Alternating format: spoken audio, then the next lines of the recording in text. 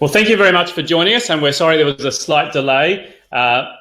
If you can hear good sound, can you please type a 1 in the chat line so that we can tell that you can hear? Now, very fortunate to have Radoslaw here, all the way from Poland. Thank you for coming. Thank you a lot. Thank you, Lincoln, for a great opportunity to be here. He's come here to teach us some surgery, also to learn English. I'm not sure which one are you doing first? English first, please. Yeah. So now, if you have some questions, please type them. Questions that you would like me to ask, please type them. I'll be asking Radoslaw questions. If it's about vodka, we're going to do a separate webinar on that particular topic. This is more surgical, and we'll attempt to be serious. Of course. Very serious. During first 5 minutes. First 5 minutes, we'll be serious. How are you coping with our winter? Very cold. Now in Australia? Yeah, Australia. He's come all the way from Poland, and he's arrived in the middle of our winter. It's basically snowing. It was 20 down to 24 degrees today.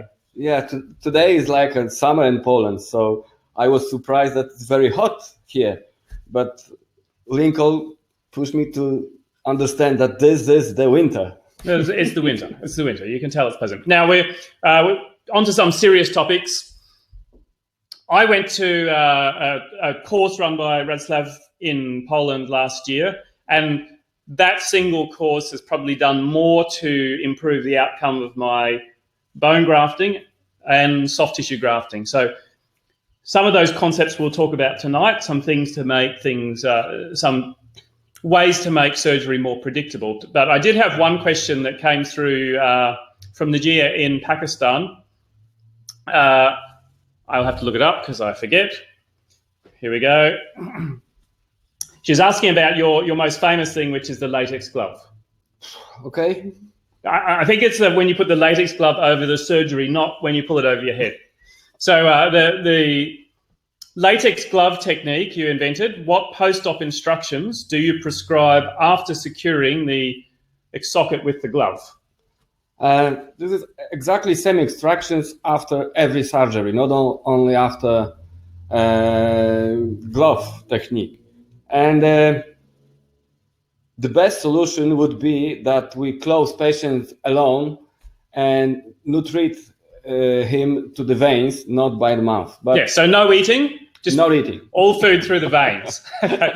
Yeah, but so we have to teach and educate our patient after surgery, not before surgery, because he will forget everything. So after surgery, after stress, and the instruction is, first, do not bite in same side than there is a surgery. So biting on the other side.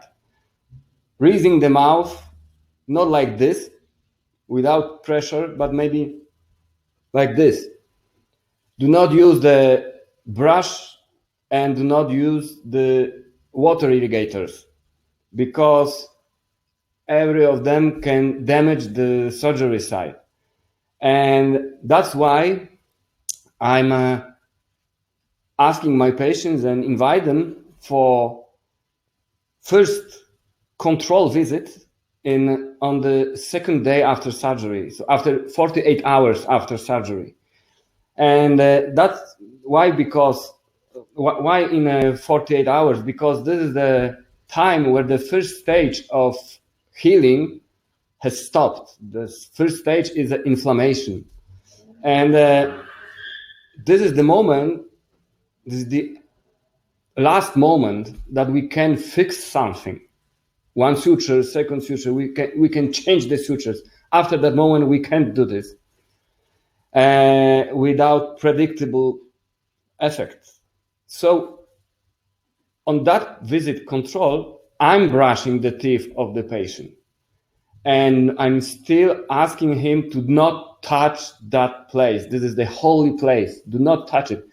I'm on the one person that I can touch it. And after that education, I notice less complications. And this is after last suture, a lot of surgeons forgot about patient. Send him to the home and Okay, next one. But we have to spend a few minutes more with our patients to educate them how to behave in a home. Do you try to scare your patients? You know, like if you rinse and eat, use the irrigator, the implant will fall out. You give them a big fright? Not, but I told them that now, if you will not listen to me, you will be responsibility for complications, not me. And please sign it. Sign it that you understand what I'm talking about. And if the patients feel the responsibility, he will be cooperate with you. And if he's still thinking that all responsibility is on your side, they will be doing everything what they want. So we got no eating, no eating, no rinsing, no rinsing, no the pressure washer is only for the car. You can wash the car with pressure water, but exactly. not in your mouth. Exactly. Yeah. And not touching. Not touching for 2 days. For example, if you are doing GBR procedure on the buccal side, the first move of your patient when the local anesthesia is going out is strange feeling. Yeah. And now I got stuff in my mouth. Yeah, exactly. What is this? And your effect is zero because he damaged it. Next very important tip is, please, if you are doing soft tissue transplantation, or if you are doing the GBR procedure from buccal side, please do not use the ice dressing, because ice, it means cold. If cold, it means no blood supply. And pressure. Pressure is a 13th factor of hemostasis. So cold and pressure, it means no blood supply. No blood supply, it means bad healing. Mm-hmm. So please, if you augmentate place after cystectomy or close space like sinus, yes, of course, you can use it. Mm-hmm. But not if it's exposed and not covering by bone, and you expect new bone on the buccal side. Please do not use cold dressing. Okay, so education of the patient makes your surgery better. Exactly. Mm-hmm. Do you have patients who are just too stupid? They are not stupid, but maybe they are.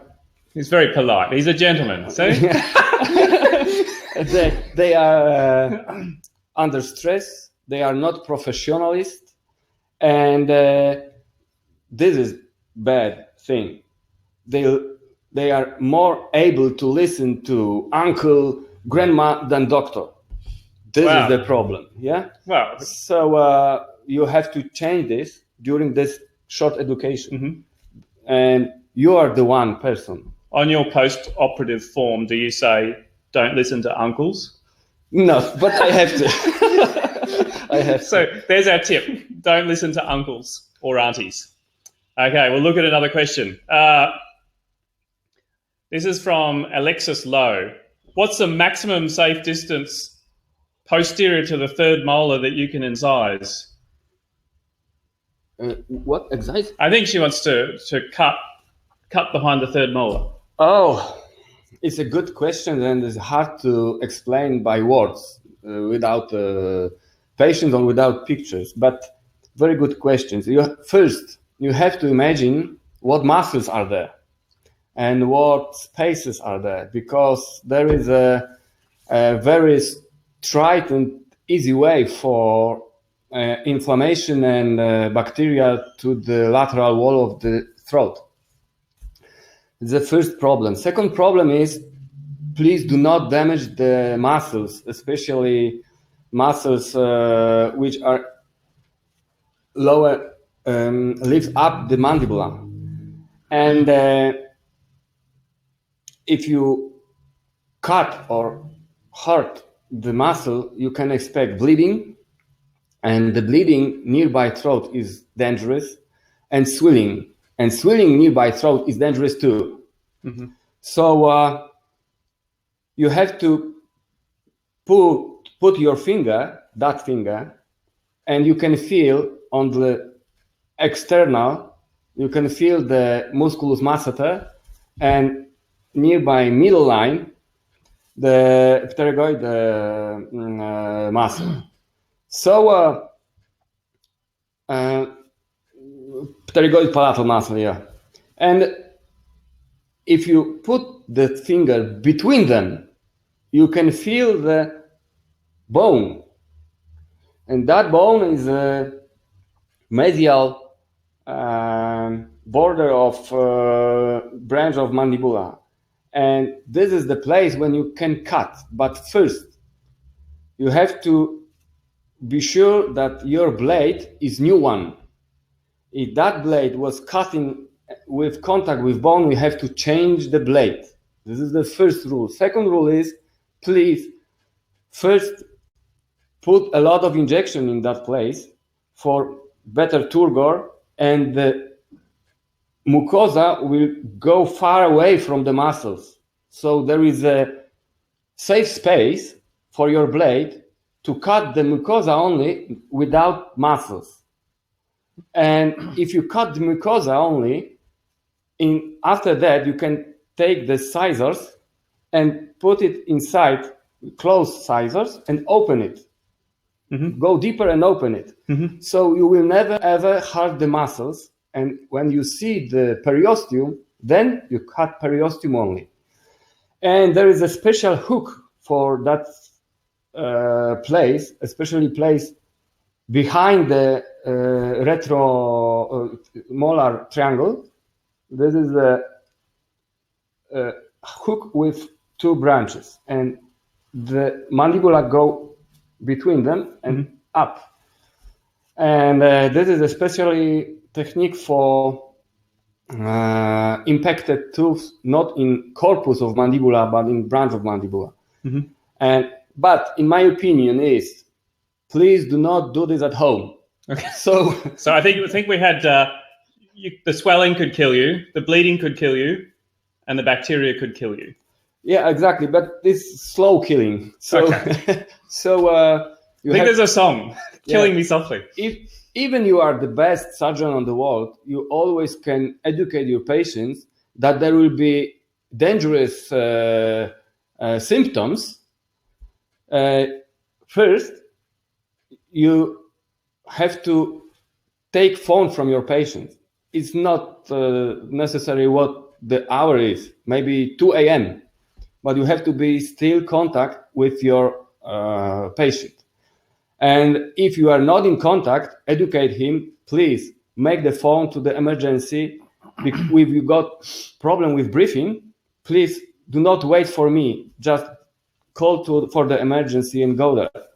Because I did a lot of tracheostomy on maxillofacial department because of abscess nearby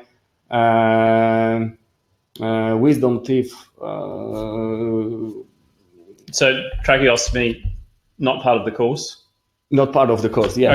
Okay, but that's next webinar, tracheotomy for too much swelling. And when you are going so close to throat, it's not stupid to use steroids after surgery to take care about swelling. So please, first, if you want to do that surgery, that kind of surgery, please ask the maxillofacial surgeon or other colleagues which has got experience in that region. And after, when you see it and talk about, please change the place by the chair and try it by yourself on the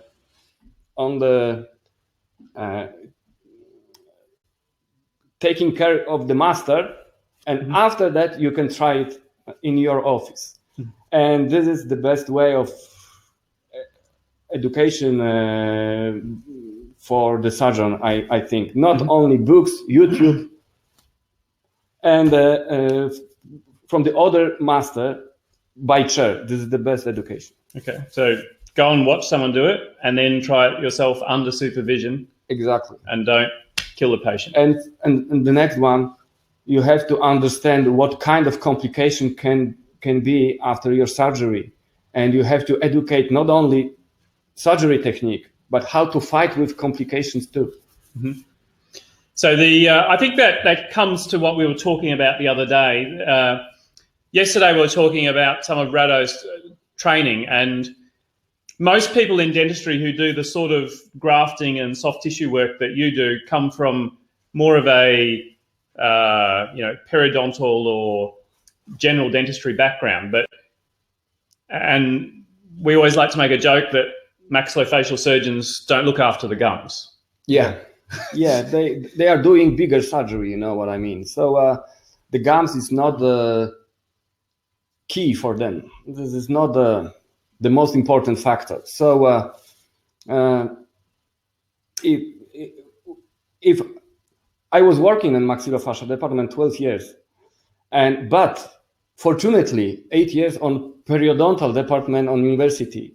So now I can mix the techniques and can mix the point of views on the patient. So how do you think the maxillofacial training of surgery is very different to periodontal surgery, because you're used to much bigger surgeries. You're used to peeling the face off and putting it back on again. Yeah. How does that affect the way you do bone grafting and soft tissue work for implants? First, in my opinion, is that the periodontist has better start position for doing implants than maxillofacial surgeon. Mm-hmm. So he's just trying to win the favor of all the periodontists. So yeah, well done. Yeah, thank you. Because they taking care about gums, etc., etc., and maxillofacial surgeon has got own habits. And habits is the second nature of the human. So it's not easy to change it, because every change put the master on the pupil place. Mm-hmm. So in periodontists are better to teaching. And now the bone grafting could be done in small place, and now it's easy for periodontists. Mm-hmm. But if you want to graft wall ridge, mm-hmm. or you want to graft very atrophic ridge, it's not so easy now for periodontists, because they have to work with hard palate, where they have to work nearby throat, nearby soft palate, mm-hmm. With wall flap. And now this is problem for periodontists. And now the maxillofacial surgeon, they will feel more comfortable in that. Mm-hmm. So I think you were talking yesterday that when you plan your surgeries, you tend to think more about anatomy and physiology, not protocols. Exactly. My protocol is to check the patient's anatomy first, and then check his physiology and pathophysiology, morphology. And I'm doing the photos, and I'm spending a lot of time before surgery to preparing myself on the ward. And I want to know everything about patients, because if surgeon is under pressure that they have to do a lot of decision during surgery, there's a straight way to make the mistake. Mm-hmm. So a lot of decision about treatment I have to take by table at my home. And after that, when I've got precision planning, I can start my surgery with no stress. But of course, from time to time, I have to change my mind. But this is only 1 or 2 decisions during surgery. So the war has begun on the consultation mm-hmm. visit, not during surgery. And anatomy first, please. So in my opinion, this is the big medical mistake to start surgery without CBCT scans. And now this is a lot to explain that your surgery depends on how CBCT examination is good or not good. So you have to choose right laboratory which give you very good examination with good sharpness, good voxel, etc. Because if it's not good, that examination will hide a lot of information against you. I think you've spoken before that on your own cone beams at home that you are very careful to check the settings on the CBCT every month. Every month. So I calibrate my machine 1 time per month, not like a producer says 1 time per year, 1 time per month. And I'm taking care about stable temperature in my machine room. So it's between 21 to 23 Celsius degree and no more and no less. And I close the windows because of daily light is making snowing on the examination. So after that, I have to teach and educate the technician. And after that, that technician has to educate the patients during that few seconds during examination. And after that, I can expect that examination will be good. And I receive a lot of questions. What kind of machine did you use? Because that slides are awesome. In my opinion now, it's not depend on machine, but more depends on software too. Software. So if I receive the DICOMs and I open it on the different viewers, I receive different quality. So a lot of factors, So we've got another question here. It's just come through. This one's about complications. Have you ever had a complication? Of course, of course.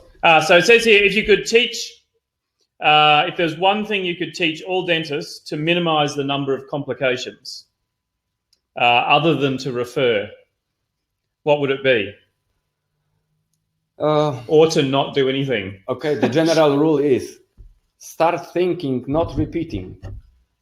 So if you are going to any course, please do not repeat the techniques, but start thinking and choose the right method to right case. For example, I can teach you on the next days 10 methods to closing fistula, orosinus fistula. And this is not easy to choose right method, how to close it to right case. And this is the biggest trap for any surgeons, not only for beginners, but for advanced surgeons too. And now, in my opinion, till day, my complications comes from to choose not good method for that case. I'm very well operated. I can say that today. And I did a lot of mistakes. And second rule is to take conclusions from your mistakes. And like Einstein says, this insanity is to repeat the same thing and expect different results. This is insanity. So please do not be insane and start thinking. Okay, we've got someone here says, I think I know your answer on this. It says, what is your view on immediate functional loading? It's okay. Have you ever done one? Yeah, of course, but one. No, but I'm surprised that, for example, if master showed that immediate loading is okay, everybody was trying immediate loading in every case. No, it's not good.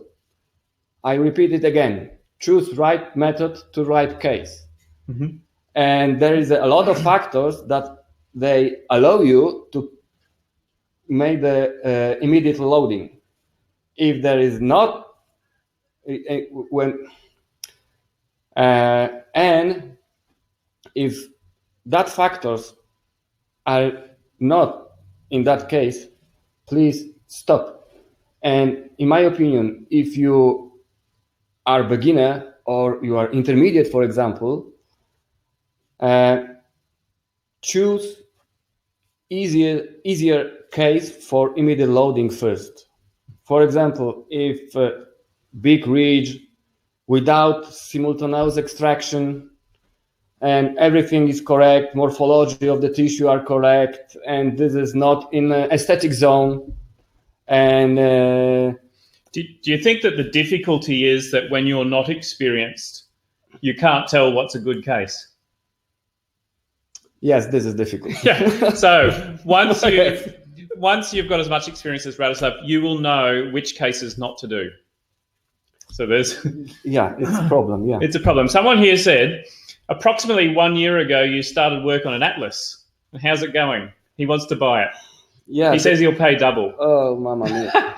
It's a big problem for me because I'm doing it daily, and after one picture, I remember, okay, I have to do this more, and this growing, it's growing, still growing. So how big is it so far? I think it's a few hundred sites, but the problem is that I'm still fighting in my mind with one decision, doing in one book or divided on the chapters. And in 51%, I'm decided on making one book. But really big. That's not really big. I don't know. It'll be big. I don't know. It's Radoslaw. It'll like this. Yeah. You'll need to do weights and to lift it. That book is not published by publishing company. It is like a notice of sojourn, something like this. Mm-hmm. So please, this book, you can't quote that book in your publishing. And this is only my way of surgery. And I can say that way and only that way is correct. You should have a lot of teachers and then create your own way. Do you think that people sometimes look to you about things because you do combine both maxillofacial techniques with periodontal surgery techniques? And that gives you a much broader range of techniques to use. Maybe, but I'm thinking that it comes from not understanding what I'm doing. Mm-hmm. And you mean you don't understand or them? I think them, but maybe me too from time to time. But I'm not drinking before surgery, trust me, and I know what I'm doing. But when I explain it during discussion or during course, they open their eyes and wow, this is logical. So are you saying that if we look at your photos on Facebook, we can't learn everything? No, that's why I'm posting so often, and I'm not afraid that you know everything about that case after my post. So please remember, if I'm posting something and put a lot of pictures step by step, it doesn't mean that you know everything about that case, because like I said, the devil is in details. And for example, you can see on the pictures that my assistant has got two suctions. Mm-hmm. One suction is for the wound and one suction is for saliva, and don't mix them because you transport the bacteria into the wound. Also, they can't tell that your assistant is a big man with very strong arms who can retract the palatal flap when you do a palatal access sinus lift for 1 hour without moving. No, not exactly. Look at this. The second thing you can see on the pictures that my assistant pull the flap no longer than 2 minutes. Mm-hmm. No longer than 2 minutes. So every 2 minutes, release the flap. Exactly. Every 2 minutes, and when I'm changing the blade, for example, he leave alone the flap. Why? Because when you're pulling the flap, you close the blood supply to the flap. Mm-hmm. And after 1 hour, you can expect that they will go into the necrosis. Mm-hmm. And your suture will open after 2 days. But if you get a good photo, You take good photos at least. Yes, exactly. But this is between photos. And then you never show anything on Facebook again. Yeah, of course. Yeah. So don't retract the flap for more than 2 minutes. Exactly.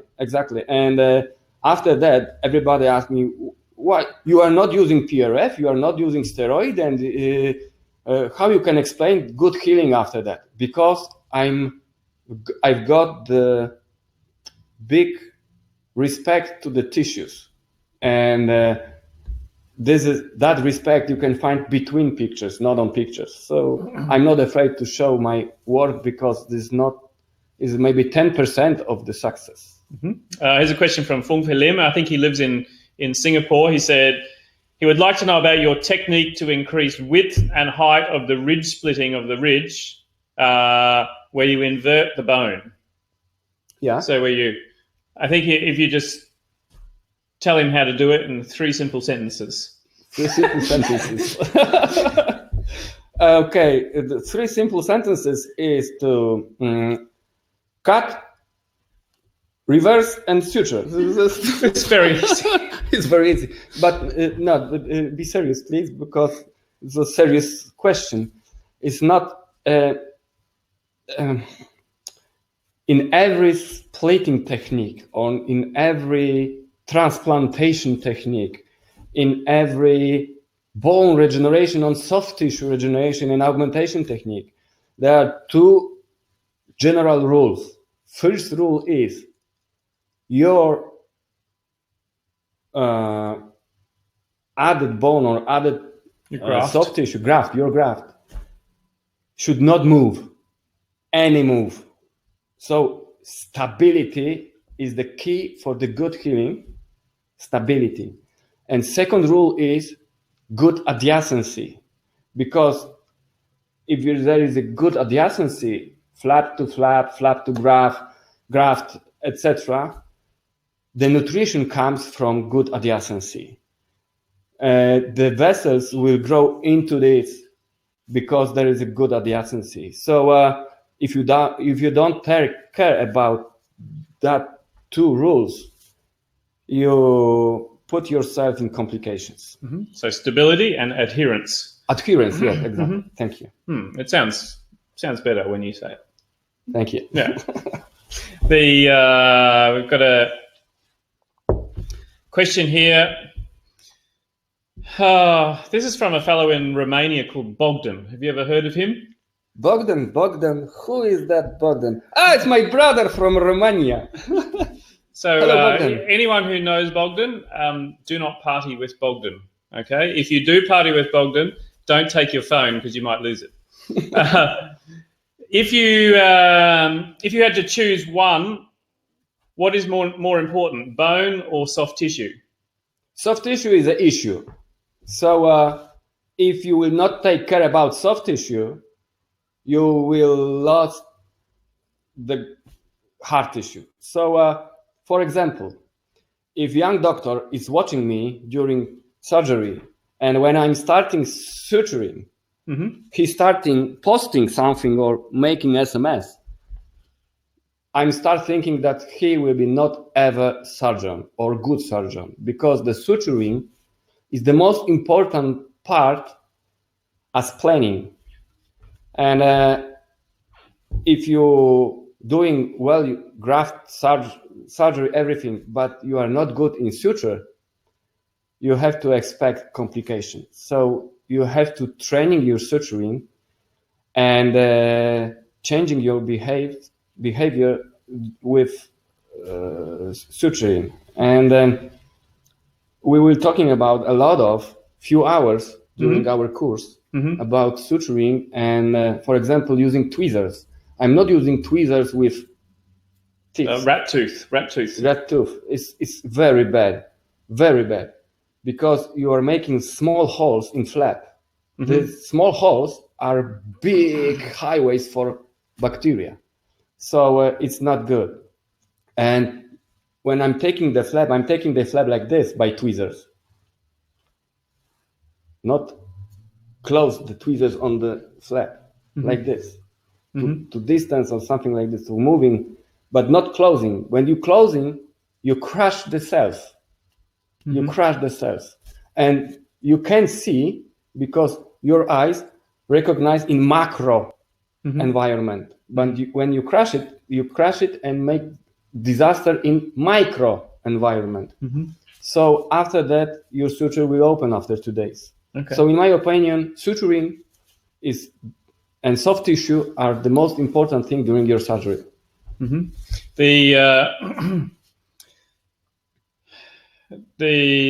a question here from Christina. She says, what is your opinion and how do you manage implants in diabetic patients with controlled diabetes but pre-existing periodontitis? Do a denture. But a dentalus or not? We don't get that too much detail, so you can just make that part up. Okay. So, for example, for a dentalus patient, and if I will resignate from smokers, diabetes, drinkers, patients... Do they drink in Poland? Excuse me? Do they drink in Poland? No. No. Or smoke? Yes. What do they drink in Poland? Something like this. But do you think Bogdan will be jealous? Yeah, Bogdan will be jealous because this is silver one. He knows it. And this is ambassador of Poland. This is Chopin. So, okay. We put it there. It's very big. Yeah, it's very big. And if I resignate from that kind of patients, I can close my clinic. So diabetes patients, they are two different kinds of diabetes patients. Disciplined or not disciplined. So if they are disciplined, they know very good what's the level of sugar is in their veins. So if that level is less than 300, okay, I can make the surgery. But I've got patients with 1,127. I remember today, and he was in maxillofacial department and come to my room and doctor, I'm a little bit sleepy. A little bit sleepy, yeah. And they were big complications, and I will show you that case on the course. But he was not disciplined. After that incident, after that situation, he is very, very good discipline. And second surgery was with success. So, in my opinion, you have to check them what the level of the sugar is, and very, very well educate them after surgery what they can do or not, and take antibiotics a little bit longer, maybe 10, 14 days, not only 5-7. Not only 5-7. I think the other day we were talking about smokers, and you were telling me that you don't like people to quit smoking just before. Yeah. It's a next tip is, for example, you are doing sinus lift for smokers, and you told for your patient, please do not smoke after surgery. Oh, it is a bad thing because the smoke anemizate the mucosa in the nose and in sinuses, and that mucosa is used to feel that smoke during 20 years, for example, because he's smoker during 20 years. And when he stops smoke, there is a yo-yo effect. So there is no anemization factor, and the mucosa goes to clean itself. So swimming and producing a lot of liquid. So the connection between sinus and nose could be very fast close. For example, especially in patients which has got the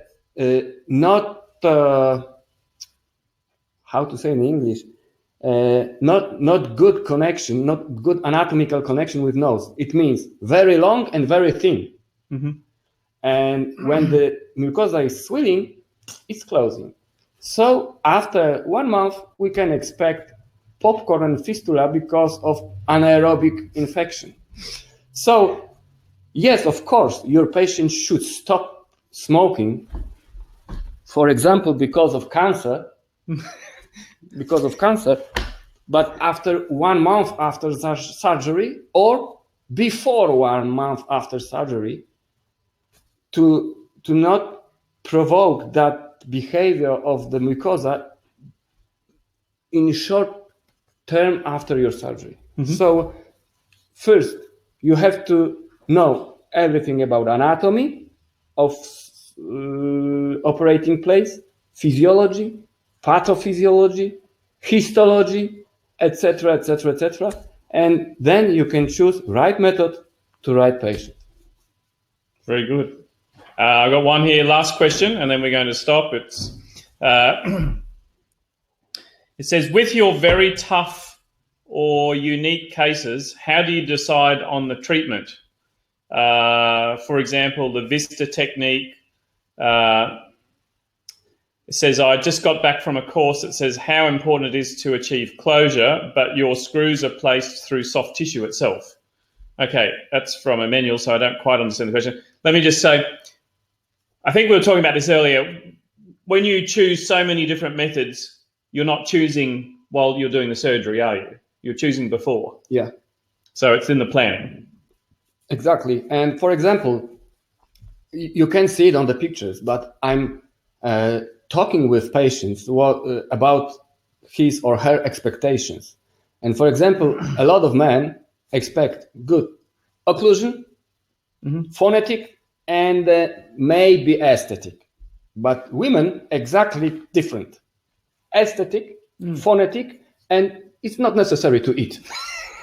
And after that, I'm checking where the angles of the smile, because the aesthetic zones are between the angles, not from canine to canine, but between angles. And for example, Julia Roberts has got aesthetic zone from 8 to 8. Yes. Yeah, so this is the problem. And then the gummy smile or not. So we have to hide our scar tissues in natural lines. And natural lines is, for example, frenulus. And when so you just put it in the frenum just so they can't see the scar. Exactly, because your eye will not recognize this is scar tissue, scar line, or is this frenulum. So you can hide your scar tissue in it. But for example, you can do it something like degloving. Degloving of the soft tissue. When, for example, you've got big cyst from 2 to 2. And if you've got the cyst, you have to got the good view in it to remove everything, etc. So how to hide the incisions? Start incision in sockets, but from 7 to 7, and deglove the whole maxilla. Exactly. It comes from maxillofacial surgery, for example. If we want to do something in upper part of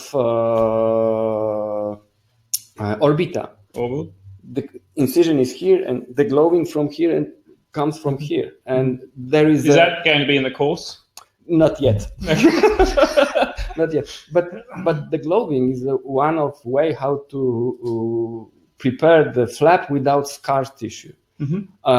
Visible scar tissue, because scar tissue will be always. So you just hide. The goal is to hide. I think the case he's talking about is where you did a block graft and you then did the screw. Was it through the vista or through the soft tissue?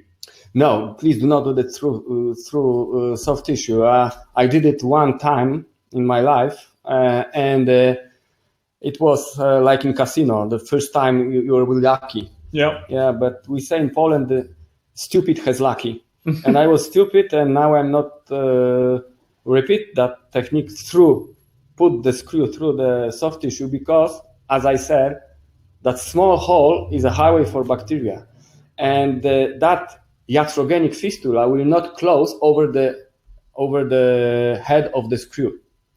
So this is the problem. So now, my master, Dr. Łuczak, showed me that when you did the small incision in soft tissue, you can move by that wound. It's moving. So this is small wound, but under this, I can see big place. So I move by this incision, put the screw and leave it alone. Okay. So here's the screw, here's the incision. So the healing will be well. I think that some of those techniques are being respectful of the soft tissue, but also knowing how far you can push things is only comes when you take someone's face off. Yeah, exactly. Well, thank you very much. I think that Rado and I are going to be together in Sydney for the next 4 days, if I survive. We have to open it, you know it. This? Yeah, of course. Later. Okay. We don't want to share with all these people. And we'll hide. It's not there anymore. Apparently, the Polish people will like this theatrics. Exactly. Yeah. And otherwise, if you want to see Rado and myself together again, it will be in Croatia. Yeah, in Dubrovnik. Dubrovnik? Yeah, but I don't remember when, but I will be there. It's in September. You don't remember the last time you were there either.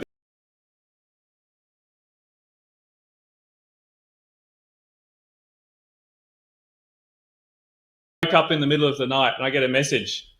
And I think it said, big tragedy. Big tragedy. Missed flight. And I was in bed asleep. And so I said, it's dark here. You can fix it. Yeah, but so I come here one day. He missed 1 day at Noosa. Yeah, exactly. So I'm sad about because of this. Oh well.